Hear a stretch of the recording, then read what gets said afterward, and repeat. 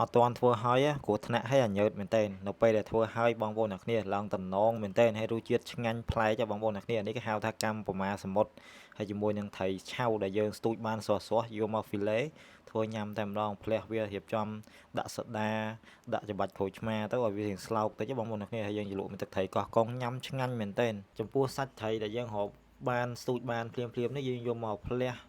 ដាក់គ្រឿងគ្រប់បែបនេះគឺញ៉ាំទៅឆ្ងាញ់អត់មានឆ្អាបទេបងប្អូនអ្នកគ្នាបងដែលធ្លាប់ញ៉ាំគឺដឹងហើយទាំងត្រីឆៅទាំងកម្មប្រមាហើយរសជាតិកម្មប្រមាគឺវាប្លែកមួយយ៉ាងវាស្តៀងទាកូនដែរអញ្ចឹងណាហើយអត់មានឆ្អាបមានអីទេវាប្លែកហើយសាច់វាគឺល្មួតឆ្ងាញ់មួយយ៉ាងអញ្ចឹងបងប្អូនអ្នកគ្នាប៉ុន្តែកម្មប្រមានេះនិយាយពីកម្មប្រមានេះអត់មានឃើញថាឃើញកម្មប្រមាឃើញញ៉ាំឆ្ងាញ់របស់ល្អអីចង់យកជើងចុះទៅជន់ឬក៏យកដៃទៅចាប់មុតបងប្អូនអ្នកគ្នាមុតខ្លាំងមែនតើមុតហើយគឺវាមានងៀងនៅក្នុងនឹងទៀតតាក់ហើយបាក់ជាប់នៅក្នុងដៃនឹងជើងបងប្អូនមកយកអត់ចេញទេដល់វះបងប្អូនអ្នកគ្នាគ្រោះថ្នាក់ខ្លាំងដែរអាហ្នឹងណា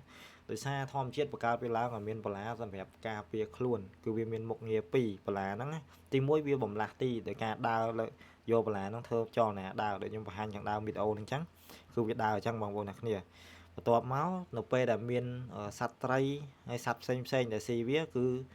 វានឹងប្រើបលាហ្នឹងដើម្បីមុតសត្វហ្នឹងហើយមនុស្សយើងក៏មុតដែរបើកាន់មិនប្រយ័ត្នឬក៏ដើរជន់ជាប់ពេញជើងមុតចុកមែនតើបងប្អូនអ្នកគ្នាអញ្ចឹងហើយរបៀបរវាគឺបែបនេះបងប្អូនអ្នកគ្នាគឺយើងត្រូវដាក់កណ្ដុងបដែតទឹកហើយយើងត្រូវមានកែវមើលផ្កាថ្មវិញតាមមើលផ្កាថ្មហ្នឹងដើម្បីមុជមើលវានៅក្នុងបាតទឹកវាពងដើរនៅក្នុងតំបន់បាតទឹកហ្នឹងតំបន់បាតសមុទ្រហ្នឹងគឺយើងត្រូវមុជមើលអញ្ចឹងហើយអូនប្រុសនេះគាត់ជំនាញខាងហ្នឹងហ្មងបងប្អូនត្រូវការជួលទូកស្ទួយត្រីជីតាមកោះនៅកែបតំណែងមកគឺទូកខ្នាតកណាលជីបានចិន20នាក់នេះគឺមាន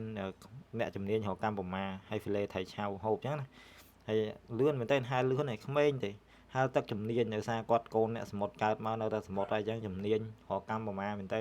ហើយជាមួយរកមកផ្លែតហ្នឹងគាត់រកបានចិត្តមកកដុង30លីត្របងប្អូនគ្នាចូល20គ្រាប់ដែរអញ្ចឹងណាហើយគាត់ឡើងមកវិញមកហើយគាត់រើសដាក់គឺជំនាញមែនតើក្មេងអញ្ចឹងបងត្រូវការទូកទេសចរជីកំសាន្តស៊ុយថៃទាំងកែបតាក់តងមកបងប្អូនគ្នាបងប្រហែលជាគិតតែឆ្ងល់ហើយថាមិនបានវាគ្រោះថ្នាក់ឲ្យវាពិបាកអញ្ចឹងគេធ្វើមិនបានញ៉ាំស្រួលលេងស្អាតអញ្ចឹងនេះបងគឺគេយកដាក់ចូលនឹងកញ្ឆែងអញ្ចឹងទៅហើយយើងតន្តោះរូសនៅក្នុងទឹកហ្នឹងតែម្ដងឬក៏មានសំណាញ់ក៏បានដែរសំណាញ់ក៏យើងរូសបានដែរបងប្អូនគ្នាតាមតំបន់ដែលបងប្អូនមានខាងខ្ញុំមានតែកញ្ឆែងដាក់កញ្ឆែងអញ្ចឹងទៅហើយនៅពេលដែលយើងរូសឲ្យអស់គឺបាក់អាឡើងបកគ្រោះថ្នាក់ហ្នឹងអស់បាក់បលាវាអស់ហ្នឹងគឺឃើញអញ្ចឹងបងប្អូនគ្នាតបមកយើងចាប់ដើមកាត់វាម្លេងថែមវាទៀតតមកជាស់វាពុះវាតែម្ដងជាប្រហោងអញ្ចឹងហើយយើងចាប់ដើមសម្អាតរហូតដល់វាចេញពណ៌លឿងអញ្ចឹងញ៉ាំបានហើយបងប្អូនគ្នា